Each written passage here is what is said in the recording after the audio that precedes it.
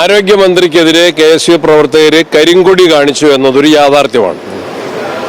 കരിങ്കൊടി കാണിച്ച KSU പ്രവർത്തകരെ അപ്പോൾ തന്നെ പോലീസ് വളഞ്ഞിട്ട് പിടിക്കുന്ന ദൃശ്യങ്ങളാണ് കാണാൻ സാധിച്ചത്. KSU പ്രവർത്തകർ എണ്ണത്തിൽ വളരെ കുറവായിരുന്നു. പോലീസ് അതിൻ്റെ 10 ഇരട്ടിയോളം പോലീസ് ഉണ്ടായിരുന്നു. അവർ KSU പ്രവർത്തകരെ വളഞ്ഞിട്ട് പിടിച്ചു.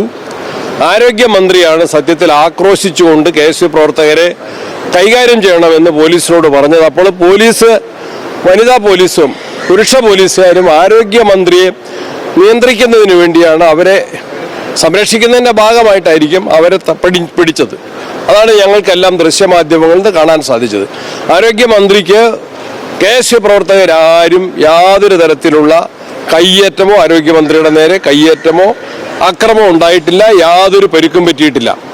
അങ്ങനെ ഒരു കയ്യേറ്റം ഉണ്ടായിരുന്നെങ്കിൽ ശരീരം കൈകൊണ്ടോ കാലുകൊണ്ടോ അല്ലെങ്കിൽ ഇനി കൊടി കെട്ടുന്ന വടി കൊണ്ടോ എന്തെങ്കിലും ഒരു ഉപകരണം കൊണ്ടോ അവരുടെ ദേഹത്ത് ആരെങ്കിലും സ്പർശിച്ചതായിട്ട് ഒരു വീഡിയോയിലും കാണാൻ സാധിക്കുന്നില്ല. എല്ലാവരും കൃത്യമായിട്ട് മാധ്യമങ്ങൾ അത് ഒപ്പിയെടുത്തിട്ടുണ്ട്, രേഖപ്പെടുത്തിയിട്ടുണ്ട്. അവരുടെ ദേഹത്ത് പരിക്കൊന്നും കാണിച്ചിട്ടില്ല. കഴുത്തിലിങ്ങനെ പിടിക്കുന്നതായിട്ട് കണ്ടു.